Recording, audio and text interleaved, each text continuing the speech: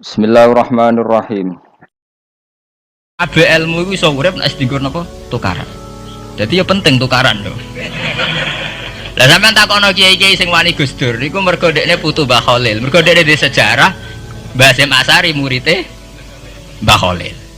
Kula ora apal, kula sering jagungan mbek kiai-kiai. Ora ono NU kecuali utang jasa mbek Mbah Hasyim. Kowe sing wani tukaran alasane Mbah Hasyim dhewe sing sebagai sumber NU murite Mbah Khalil.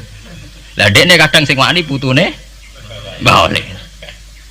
Nah, jare pondok Sido Kiri Mbah Khalil piyambak nate ngaji teng Sido Kiri, berarti tua budi Sido Kiri. Ora ono bare. Tapi itu penting, artinya itu terungkap setelah tukaran. Lho nggih kula nu ngertos sejarah-sejarah itu sakwise Gus Dur sering ra cocok mbek Kiai Memun. Niku akhirnya terungkap sejarah. Gus Dur ngregani Mbah Mun mergo Mbah Hasyim nate ngaji Mbah Su'eb. Mbah Mun ngregani Gus Dur uga Mbah Mun muridé Mbah Karim, Mbah Karim muridé Mbah Asari. Mbah Asari bae Gus Dur. Tapi Mbah Hasyim nate ngaji Mbah. Tapi ngono terkungkap mergo tukaran, muga gae mboten. Jadi ya emang harus begitu. Paham gitu, terus itu penting ya, artinya satu modal intelektual itu penting karena untuk merunut itu ya itu sama seperti yang dialami sekarang itu. Orang yang pro Megawati itu begitu mendewakan Soekarno, seakan-akan Indonesia itu dimulai dari Bung Karno, sampai ada paham Soekarnoisme bahwa Indonesia itu seakan-akan dimulai dari Soekarno. Memang deklarator kemerdekaan Indonesia itu Soekarno, tapi umat Islam atau partai-partai Islam itu tidak kecil hati. Karena embrio yang bernama Indonesia itu dari tahun 1908 sebelum ada partai nasionalis yang berani melawan kolonialisme Belanda adalah partai-partai Islam, sehingga kebangkitan Indonesia dimulai 1908. Karena saat itu yang pertama mencetus ide melawan Belanda adalah kiai-kiai Islam, yaitu saat itu bikin serikat dagang Islam, terus lama-lama menjadi serikat Islam, terus lama-lama menjadi partai Islam, dimulai dari angkatannya Hos Cokroaminoto. Jenis Haji Umar Said sinten Cokroaminoto, terus disingkat jenis Hos Cokroaminoto. Jadi tidak bisa Indonesia itu meninggalkan partai Islam, karena dulu pertama pendiri era kepartaian niku malah partai-partai apa? Islam yang lahir di Solo, di Jogja. Bahkan sebelum ada negara yang bernama Indonesia, itu ada negara yang bernama Demak Bintoro, ada Demak Ngayogyakarta Karto. Itu semua negeri apa? Islam. Ya paham, sehingga secara kesejarahan kita tidak kalah sama tuanya Soekarnoisme atau partai PNI. Dan sampai kan kita ini kan kayak dinabubukkan seakan-akan Indonesia itu dimulai dari Soekarno, sehingga nak wani Pak Karno itu koyok-koyok itu kita anti Indonesia.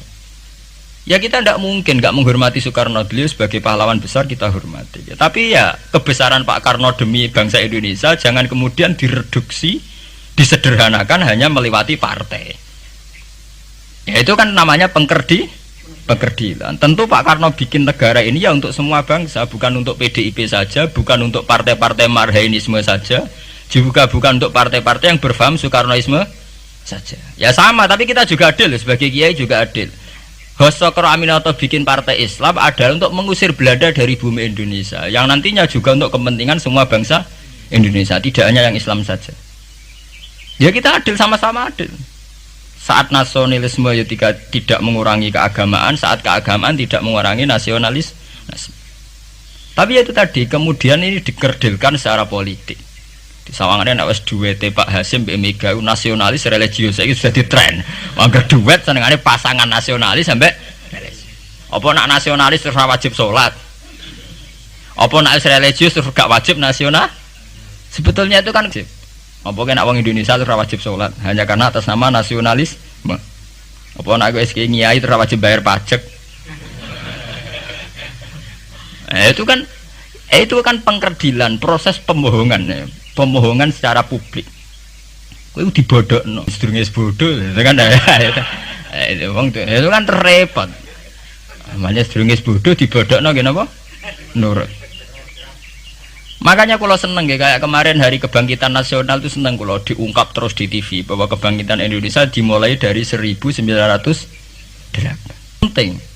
Pentingnya bahwa orang-orang yang sok Soekarnoisme biar tidak mereduksi Pak Karno hanya milik mereka sendiri, karena bangsa ini berdiri semenjak 1908. Dimulai dari gerakan Budi Utomo sampai Hosokro Aminoto sampai macam-macam. Ya, serikat-serikat Islam. Tapi ini terungkap bisa usai tukaran. Jadi sebetulnya Presiden Gus Dur jadi Presiden Yasa karena Basim Asari berjuang sebelum tahun 45. Megawati Yasa. Ya karena beliau berjuang lewat bapaknya, ya sama semuanya sah. Pak SBY juga sah. Karena keluarga militer. Apa meneh dekne mantune Sarwo Edi sing ra roh sapa? Perjuangane mertuane. Gak iso adol bapak ya adol mertuane. Pokoknya sing dikena didol pokoknya. Tapi artinya sama, kita secara sejarah itu sama. Kita sebagai santri juga tidak kalah sejarah. Karena berdirinya nasional udah lewat para kiai itu takokno sejarawan manapun kayak profesor siapa di UI, siapa saja profesor-profesor sejarah bilang bahwa awal kebangkitan Indonesia itu dari partai-partai Islam. Bahkan versi orang nasionalis sekalipun tuh bilang karena Islam adalah satu agama yang paling sensitif terhadap penjajahan. Karena Islam melahirkan satu faham jihad bahwa ketika ada kolonial Belanda, wong Islam terinspirasi harus jihad. Sehingga lahir partai-partai Islam. Dulu yang dilawan tuh perdagangan. Ini kalau cerita sejarah, santri-santri sadar. Jadi santri salaf dengan model sekarang sing raro duit, raro dagang itu sebetulnya mengkhianati pendiri santri. Lho boten niku lho fair. Sing gak seneng dagang, gak seneng mergawe itu mengkhianati pendiri pesantren. Sampai lihat sejarah, tahun 1908 itu namanya tidak SI, tidak Serikat Islam, tapi Serikat Dagang Islam. Karena para kiai adalah melawan dominasi Cina di Surakarta dan dominasi Belanda menguasai sentra-sentra perdagangan. Sehingga yang dilawan pertama adalah piye supaya kolonial gak menguasai aset-aset ekonomi. Sama takokno sejarah cek versi kiai, cek versi buku, asal gak versi klenek. Itu pertama yang dilawan para ulama adalah penguasaan aset ekonomi oleh Cina dan Belanda, sehingga mereka bikin Serikat Dagang Islam. Tapi saat ini mboten, santri paling ikhlas nak dunia wae Cina wae wong kafir. Dekne istri mau jaluk Arab-Arab salam tempel itu kan itu kapan ada ajaran itu napa? Kapan? Kita diundang bupati wis seneng ke bupati kelar salam tempel, sementara sing juga bupati kene kere-kere diutaratur, dikajekno wis seneng dan sebagainya. Itu tidak benar, tradisi itu tidak benar. Pertama dalam sejarah yang kita lawan justru penguasaan aset-aset ekonomi. Sebab itu dulu berdirinya Partai Islam dimulai dari Serikat Dagang Islam. Paham ya? Nah terus kemudian ada tradisi begini ya salah kaprah. Sebab itu nggih kula balik malih teng sejarah. Lah Nabi Muhammad ketika ngalami polemik intelektual akhirnya beliau merunut sejarah lagi. Tapi bolak-balik dirunut teng ngenteni napa? Tukaran, yaitu ketika Nabi Muhammad adu argumen mbek wong Yahudi, agama mbek aku orisinil di. Jare Nabi Muhammad ya orisinil Muhammad, jare wong Yahudi orisinil wong Yahudi. Nah sebab itu kalau andekan sampean tuh pakar sejarah, ketika Quran ngendikan anit tabi millata Ibrahim napa Hanifa, bahwa Nabi Muhammad kon anut Nabi Ibrahim itu bukan sekedar keteladanan dan fisik ku mboten, ya adu ilmu tuwa niku. Adu tuwa. Asite adu ilmu tuwa andalane wong Yahudi Nabi Musa. Andalane Nabi Muhammad Nabi Ibrahim. Padahal Nabi Musa dibanding Ibrahim angkatan putu.